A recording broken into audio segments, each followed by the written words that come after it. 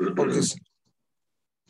जी बच्चों, sol gel जो synthesis है ना, इस मेथड की बेसिक रिक्वायरमेंट्स क्या हैं? यानी सोल जेल सिंथेसिस में हम जब सैंपल तैयार करते हैं तो सैंपल तैयार करने के लिए हमें कौन कौन सी चीज़ें चाहिए होती हैं, मतलब कौन से केमिकल चाहिए होते हैं और कौन सा ऑपरेटर चाहिए होता है, ये सारी लिस्ट यहाँ पे मौजूद है। कि इसके लिए हम केमिकल रीजेंट्स यूज़ करते हैं, यानी कुछ हम जिसको बोलते हैं रॉ मटेरियल यूज़ करते हैं, या इनको रिएक्टेंट्स बोलते हैं। जब आप केमिकल इक्वेशन की शक्ल में बात करते हैं तो आप इनको रिएक्टेंट्स बोलते हैं, यानी रिएक्टेंट्स मिलकर ज़ाहिर है प्रोडक्ट बनाते हैं। तो रिएक्टेंट्स के तौर पर हम इस मेथड के अंदर जो है ना डिफरेंट साल्ट्स यूज़ करते हैं। साल्ट्स क्या होते हैं? जिस तरह अगर फर्ज करें आपको अपने सैंपल के अंदर आयरन चाहिए तो आप आयरन का कोई साल्ट यूज़ करेंगे, यानी इसके लिए आप आयरन नाइट्रेट यूज़ कर सकते हैं, आप आयरन क्लोराइड यूज़ कर सकते हैं, आप आयरन सल्फेट यूज़ कर सकते हैं, आयरन एसीटेट यूज़ कर सकते हैं। ठीक है। इसी तरह आपको फर्ज करें निकल का निकल चाहिए आपको अपने प्रोडक्ट के अंदर, यानी आपके सैंपल के अंदर निकल होनी चाहिए, तो उसके लिए आप निकल का कोई सोर्स यूज करेंगे, यानी निकल का कोई साल्ट यूज करेंगे। तो निकल का साल्ट मतलब क्या होता है कि आप उसके लिए निकल सल्फेट यूज कर सकते हैं, निकल कार्बोनेट अगर अवेलेबल है वो यूज कर सकते हैं, निकल नाइट्रेट यूज कर सकते हैं। ठीक है। तो बच्चों ये जो मेथड है ना सोल जेल मेथड, इसके अंदर हमने सोल्यूशन तैयार करना होता है, यानी हमने इन साल्ट्स को किसी सॉल्वेंट के अंदर डिसॉल्व करना होता है। इसलिए पहली जो प्रेफरेंस होती है ना, सबसे पहला स्टेप ये होता है कि हम साल्ट ऐसे चूज करेंगे जो किसी सॉल्वेंट के अंदर डिसॉल्व हो सके, यानी सोल्यूशन आपका ट्रांसपेरेंट बन सके। तो इसके लिए हम क्या करते हैं कि ऐसा साल्ट चूज करेंगे और जिसका हमारे पास प्रॉपर सॉल्वेंट भी अवेलेबल हो। आम तौर पर हम इसमें वाटर जो है ना, डीआयोनाइज्ड वाटर, इसको एज ए सॉल्वेंट यूज करते हैं। तो इसके लिए हमारे पास जो बेस्ट साल्ट्स है ना वो नाइट्रेट्स होते हैं, या सल्फेट्स होते हैं, या क्लोराइड्स होते हैं। ये ऐसे साल्ट्स हैं जो कि डीआयोनाइज्ड वाटर के अंदर आसानी के साथ डिजॉल्व हो जाते हैं। और बाज ऐसे भी साल्ट्स होते हैं जो वाटर के अंदर डिजॉल्व नहीं होते, तो उसको फिर हमने क्या करना पड़ता है कि उनको हमें कुछ एसिड्स के अंदर डिजॉल्व करना पड़ता है। या हमारे पास कुछ ऑर्गेनिक सॉल्वेंट्स होते हैं, जिस तरह इथाइल अल्कोहल है, मिथाइल अल्कोहल है, तो उनके अंदर फिर हम जो है इनको डिजॉल्व करते हैं। जी बच्चों, क्वेश्चन है कोई? जी सर सर सर आपने कहा है कि जो वाटर है ना, कुछ सारे सॉल्ट्स इस तरह के होते हैं हमारे पास जो वाटर में जो है वो डिजॉल्व नहीं होते। लेकिन अगर ये इस तरह की बात है तो फिर हम वाटर को यूनिवर्सल सॉल्वेंट क्यों कहते हैं? ज्यादातर जो है ना यूनिवर्सल सॉल्वेंट इसलिए कहते हैं कि ज्यादातर जो साल्ट्स है ना वो इसमें डिजॉल्व हो जाते हैं। ठीक है। कुछ नहीं होते, मैंने बात किया कि कुछ नहीं होते, जो नहीं होते उनके लिए फिर जाहिर है कि हमें जो ना वो दूसरे जो सॉल्वेंट्स है ना वो यूज करने पड़ते हैं। जी सर, फाइन सर। सर आपने सोल्यूशन के बारे में कहा कि ट्रांसपेरेंट होने चाहिए, तो जी ट्रांसपेरेंट मींस फिजिकली ट्रांसपेरेंट के लाइट पास कर सके या कुछ और? हाँ जी बिल्कुल, ट्रांसपेरेंट से मुराद ये है कि उसके अंदर से लाइट पास कर सके, और जो सल्यूट हमने उसमें डिजॉल्व किए ना वो प्रॉपरली उसमें डिजॉल्व हो गए हों, यानी वो नीचे ना बैठे हों, या उसको वो धुंधला ना कर दें। ज़ाहिर अगर उसने उसको धुंधला कर दिया हुआ है उसका मतलब ये है कि जो सल्यूट है ना वो उसमें मुनासिब तरीके से डिजॉल्व नहीं हुआ, बल्कि वो उसके अंदर मौजूद है या उसके नीचे बैठ गया वो ना। सर कोई खास वजह कि हमें उसको बिल्कुल ट्रांसपेरेंट करना होता है? फॉर एग्जाम्पल अगर हम बिल्कुल, NaCl जब इस ज्यादा ट्रांसपेरेंट, मकदार में। बात सुने जरा ना, ट्रांसपेरेंट जब एक हमारा जो सल्यूट है ना अगर वो प्रॉपरली डिजॉल्व हो गया ना, यानी प्रॉपर डिजॉल्व होने से मुराद ये होता है कि उसकी आयनाइजेशन हो गई है, यानी वो अपने आयन्स में कन्वर्ट हो गया। तो जब वो अपने आयन्स में कन्वर्ट हो गया ना तो उसका मतलब ये हो गया कि वो ट्रांसपेरेंट हो जाएगा। ठीक है ना। जब तक वो उसमें मुनासिब तरीके से डिजॉल्व नहीं होगा वो ट्रांसपेरेंट होगा ही नहीं, वो धुंधला सा रहेगा, क्योंकि उसके अंदर पार्टिकल जो ना वो वैसे ही मौजूद होंगे, अनडिजॉल्व होंगे। जस्ट लाइक जिस तरह ओके चीनी सर। पानी में नहीं नजर आती।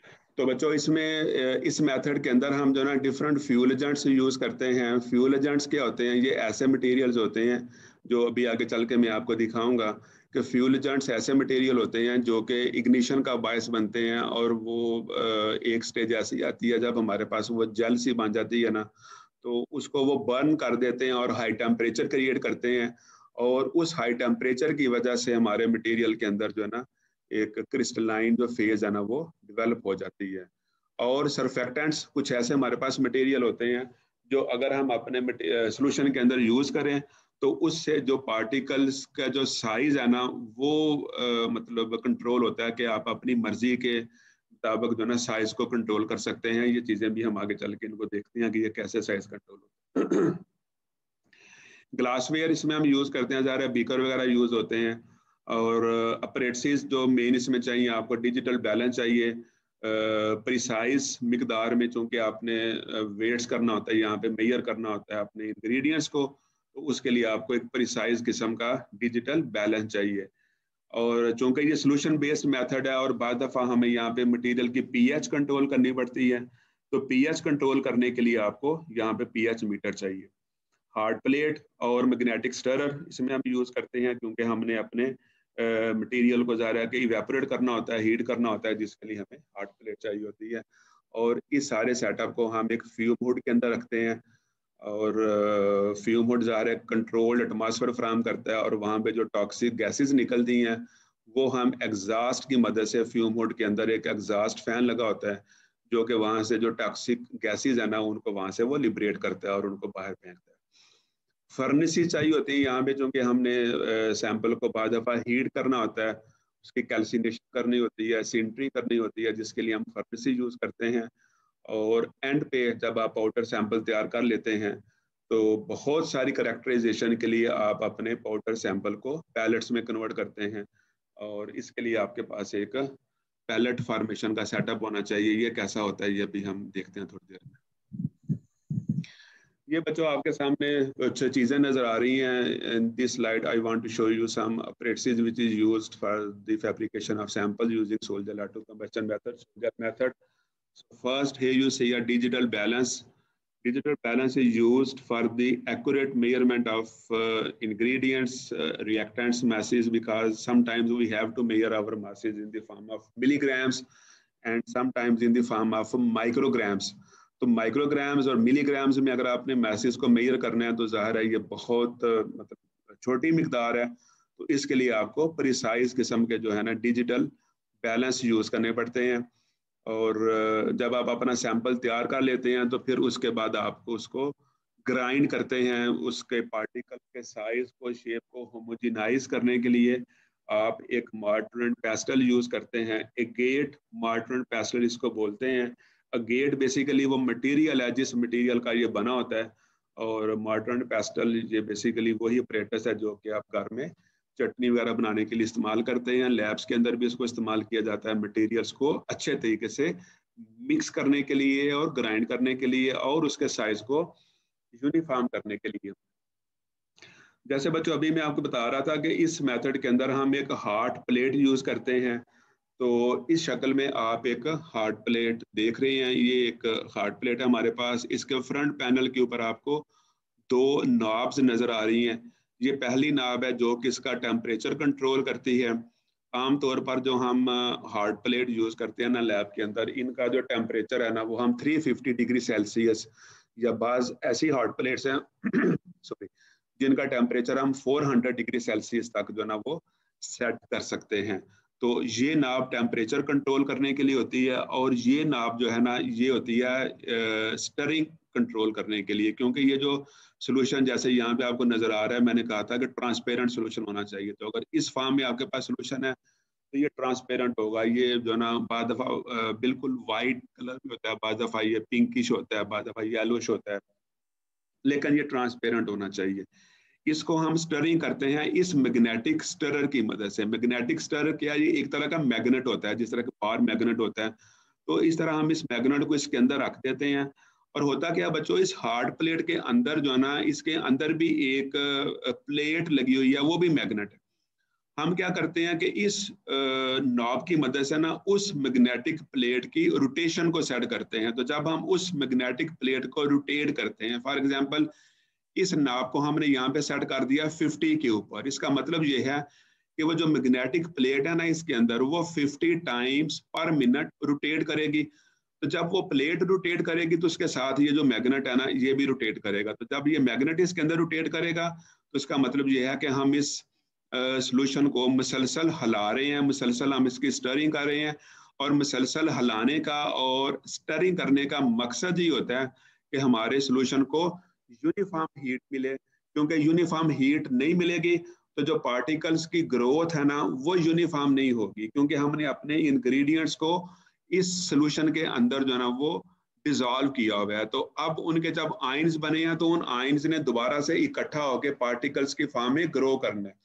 तो जब उनकी स्टरिंग यूनिफॉर्म होगी, उनको हीट यूनिफॉर्म तरीके से मिलेगी, तो इसके रिजल्टेंटली यहाँ पे जो पार्टिकल्स ग्रो करेंगे ना वो भी यूनिफॉर्म तरीके से ग्रो करेंगे। अदरवाइज अगर इसकी स्टरिंग यूनिफॉर्म नहीं होगी, हमारे सोल्यूशन को यूनिफॉर्म हीट नहीं मिलेगी, तो उसके नतीजे में जो पार्टिकल्स की ग्रोथ होगी ना वो भी यूनिफॉर्म नहीं होगी। ये बच्चों एक चैम्बर आपको नजर आ रहा है, इसको हम फ्यूम हुड बोलते हैं। इसके अंदर हम हार्ड प्लेट को रखते हैं और ये ऊपर आपको ये एग्जॉस्ट फैन लगा नजर आ रहा है कि जिसकी मदद से जो गैसेज यहाँ से लिबरेट होती हैं, जो गैसेज निकलती हैं ना वो एग्जॉस्ट फैन की मदद से बाहर जो ना निकाल दी जाती हैं। क्योंकि बाज दफा जब स्टरिंग होती है ना तो इसके दौरान बड़ी टॉक्सिक गैसेस निकलती हैं। अगर फर्ज करें हमने क्लोराइड्स यूज किए हुए हैं तो क्लोराइड्स के लिए यहाँ पे क्लोरीन गैस ने निकलना है। अगर हमने सल्फेट यूज किए हुए हैं तो यहाँ से सल्फर डाइऑक्साइड गैस निकल सकती है, सल्फर मोनोऑक्साइड गैस निकल सकती है जो कि टॉक्सिक होती हैं। तो उन गैसों को जो ना बाहर फिजा में फेंकना जरूरी होता है, अदरवाइज अगर हम उसको इनहेल करेंगे तो ज़ाहिर हमारी सेहत के लिए वो खतरनाक हो सकती है। तो यहाँ पे एक शीशे की जो ना ये विंडो आपको लगी नजर आ रही है, इस विंडो को क्लोज कर दिया जाता है जब इसके अंदर आप जो ना हार्ड प्लेट पर रख के तो इवेपोरेट करवा रहे होते हैं अपने सॉल्वेंट्स को। यहाँ बच्चों एक आपको फर्नेस नजर आ रही है, ये मफल फर्नेस है, नेबरथर्म कंपनी का नाम है जिसकी ये फर्नेस है, जर्मनी की ये बनी हुई है और इसको मफल फर्नेस बोलते हैं। ये फ्रंट इसका टेम्परेचर कंट्रोल पैनल है जिसकी मदद से हम इसका टेम्परेचर सेट करते हैं कि आप कितने टेम्परेचर तक अपने मटेरियल को हीट अप करना चाह रहे हैं। ये वाली स्पेसिफिक फर्नेस जो आपको नजर आ रही है ना ये 3000 डिग्री सेल्सियस 3000 डिग्री सेल्सियस तक मटेरियल्स को हीट कर सकती है। तो हम इस कंट्रोल पैनल की मदद से इसका टेम्परेचर और कितने टाइम के लिए हमने इसको हीट करना है वो हम इसकी मदद से यहाँ से सेट कर सकते हैं। और ये हमारे पास एक हाइड्रोलिक प्रेस है। हाइड्रोलिक प्रेस जो है ना ये एक ऐसा डाई का सिस्टम होता है कि जिसकी मदद से हम जो है ना अपनी पैलेट्स तैयार करते हैं और पैलेट्स तैयार करने के लिए हम एक डाई यूज करते हैं, वो अभी मैं दिखाता हूँ आपको। और यहाँ पे जितनी फोर्स हमने लगानी है वो फोर्स हम इस स्केल की मदद से मेजर कर सकते हैं। ये हाइड्रोलिक प्रेस कहलाता है। ये बिल्कुल जो हाइड्रोलिक जैक होता है ना उसी तरीके से ये काम करता है और इस स्केल की मदद से हम जो है ना जितनी फोर्स हम लगा रहे हैं इसके ऊपर वो हम मेजर कर सकते हैं। और ये फोर्स इतनी ज्यादा होती है कि हमारा जो पाउडर सैंपल होता है ना वो पैलेट्स की फॉर्म में यानी हार्ड फॉर्म में जो ना वो कन्वर्ट हो जाते हैं।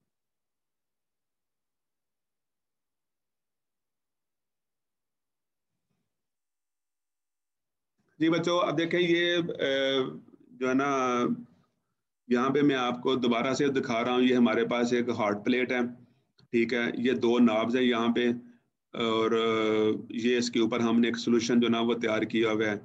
ये एक रियल क्लिप है, ठीक है ना। ये आपके किसी सीनियर स्टूडेंट ने जब अपना सैंपल तैयार किया तो उसने ये क्लिप जो ना वो बनाया हुआ। आपको मैं ये दिखाता हूँ ताकि आपको इन्हें एक्चुअल पता चले कि ये काम कैसे करती है और मतलब इसका जो ना वो प्रोसीजर क्या है। अभी मैंने बताया आपको ये जो दो नाब्स हैं यहाँ पे इनके अपने अपने काम है। तो कोई एक स्टूडेंट आप में से अपना माइक ऑन करे और मुझे बताए कि ये जो दोनों नाब्स हैं इनका क्या काम है। सर ये जो लेफ्ट में बनी हुई है नॉब ये बेसिकली टेम्परेचर को मेंटेन करने के लिए है और जो राइट में हमारे पास नॉब ये जो इसके अंदर हॉट प्लेट के अंदर जो है वो एक मैग्नेटिक प्लेट लगी होती है उसकी रोटेशन को सेट करने के लिए। और जो है वो हम एक मैग्नेट भी यूज करते हैं ताकि जो है पूरे का पूरे सोल्यूशन को जो है वो यूनिफॉर्मली टेम्परेचर जो है मिले। ठीक हो गया। अच्छा मुझे ये बताएं कि अगर फर्ज करें कि हम यहाँ पे जो सॉल्वेंट यूज कर रहे हैं ना वो वाटर है, हमने वाटर के अंदर जो ना अपने सल्यूट्स को डिजॉल्व किया हुआ है, यानी हमने अपने रिएक्टेंट्स को वाटर के अंदर डिजॉल्व किया हुआ है। तो what would you like to prefer? How much temperature will you set for that purpose if you have used water as a solvent in this case? Greater than 100 Celsius. Sir, less than 100 degree because हाँ हाँ बिल्कुल ठीक है, हम 100 degree से कम रखना पसंद evaporate हो करें। जाएगा। बिल्कुल, क्योंकि 100 डिग्री पे जाएंगे तो ये बॉयल करना शुरू कर देगा और ये बाहर गिरना शुरू कर देगा और हमारा जो मटेरियल है वो वेस्ट होना स्टार्ट हो जाएगा। इसलिए हम जो ना नॉर्मली ये करते हैं कि जब तक ये स्टरिंग हो रही होती है ना, हम इसका टेम्परेचर जो है ना वो 95 डिग्री सेल्सियस तक सेट करते हैं। ठीक है, आमतौर पर बीकर में यहाँ पे तो आप जो ना ये आपको बहुत कम सोल्यूशन नज़र आ रहा है। शुरू में ये सोल्यूशन बहुत ज़्यादा होता है और आपको ये कई घंटों तक, बाज़ दफ़ा 2 घंटे तक, बाज़ दफ़ा 3 घंटे तक, 4 घंटे तक मुसलसल स्टरिंग करनी पड़ती है और साथ हीटिंग करना पड़ता है। और 3-4 घंटों के बाद इसकी जो ना वॉल्यूम कम होता है और एंड पे क्या होता है कि इसमें जो ना वो जेल सी बन जाती है और जब इसमें जेल बन जाए तो फिर हम इसमें से जो ना स्टरिंग स्टॉप कर देते हैं और जो स्टरर है ना वो बाहर निकाल लेते हैं। ठीक है बच्चों, तो अब ये काम कैसे करता है इसको थोड़ा यहाँ पे देखते हैं कि ये देखें, ये साथ स्टरिंग हो रही है और साथ जो है ना ये इवेपोरेट, यहाँ पे आपको फ्यूम्स निकलते हुए नजर आ रहे होंगे। ये जो ऊपर है ना एग्जॉस्ट की मदद से वो बाहर चले जाते हैं। इस तरीके से हमारा जो है ना ये मैग्नेटिक स्टरर जो है ना ये काम करता है, यानी हार्ड प्लेट काम करती है। और एट द एंड जब ये जेल बन जाती है तो अगर हमने इसमें कोई फ्यूल एजेंट यूज किया हुआ है तो, अगर फ्यूल एजेंट यूज नहीं किया हुआ तो फिर ये इसकी बर्निंग नहीं होगी, जस्ट ये वैसे ही आखिर में ना हमें ड्राई पाउडर हासिल हो जाएगा। लेकिन अगर हमने इसमें कोई फ्यूल एजेंट यूज किया हुआ है तो उसका रिजल्ट क्या होगा? उसका रिजल्ट ये होगा कि उस फ्यूल एजेंट की वजह से ना एंड पे जाके ना तो हमारी जो जेल है ना वो बर्न करना शुरू कर देगी और बर्न करने के नतीजे में देखें यहाँ पे आपको ये बर्निंग नजर आ रही है और जेल जो है ना वो मुकम्मल तौर पर बर्न कर जाएगी।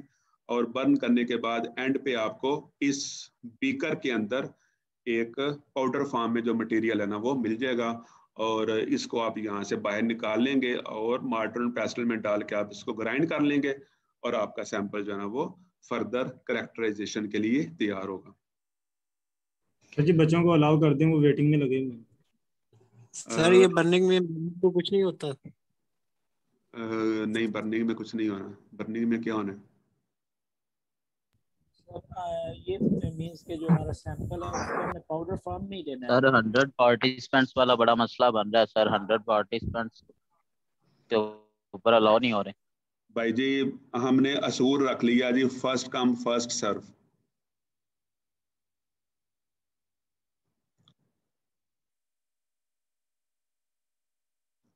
ये असूल ठीक नहीं है। नहीं सर, ये सबके साथ, लेकिन ये कभी उन कभी बच्चों के लिए होना चाहिए मिस जो हो जाता है तो फिर तो बंदा क्या करे। ठीक है, नहीं मैं इसका हल निकाल लूंगा। ये ना इस वीक में वो मुझे पता नहीं चला, वो पैकेज जो ना वो अचानक एंड हो गया। मैं इसको दोबारा से एक्टिवेट करता हूँ, इंशाल्लाह नेक्स्ट ये मसला नहीं होगा। आज वाले बच्चे जो नहीं ज्वाइन कर पा रहे ना उनको ज़ाहिर है ये रिकॉर्डिंग मैं सेंड कर दूंगा आज के लेक्चर की, तो वो रिकॉर्डिंग सुन लें, इसी पे गुजारा करें। लेकिन इंशाल्लाह कल से मसला नहीं होगा। इसको हम जो ना इसका पैकेज जो ना एक्टिवेट करवाते हैं, वो 100 से ज़्यादा वाले मसला जो ना हल हो जाएगा।